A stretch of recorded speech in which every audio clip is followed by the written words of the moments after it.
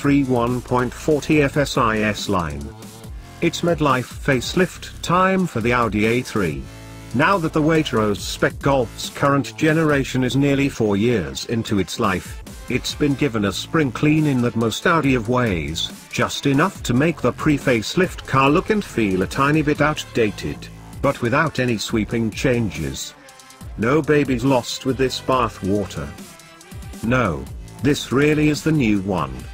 Look closer and you'll see new headlights, rejigged rear lights and bumpers, and, inside, the configurable virtual cockpit digital instrument panel as seen in TT, R8 and A4, although that's an optional extra, rather than standard fit.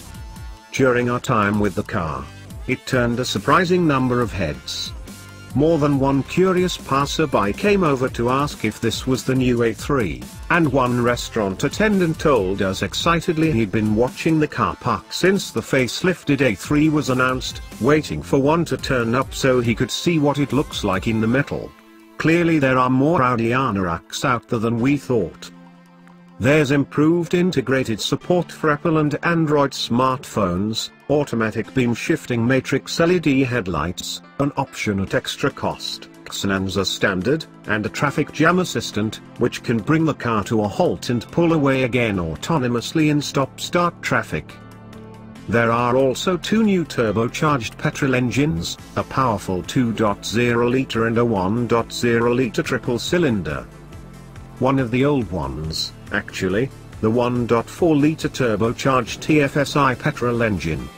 It packs 148 bhp and a cylinder-on-demand system to shut down 2 of its 4 pots when under low load, to save fuel. It's church mouse quiet, so much so that it's difficult to hear it at idle, and the cylinder shutdown and reactivation is all but impossible to detect in motion. A 7-speed auto gearbox is an option, but this car had the standard fit, light feeling and entirely pleasant manual gearbox.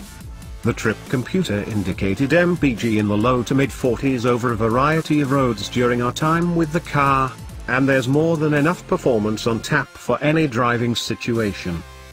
Really there's no reason to bother with a diesel A3, unless tax bans are an absolute priority. The COD 1.4 enjoys a low 109 grams/km CO2 rating, and we'd pick it over the undernourished feeling 3-cylinder petrol option, too.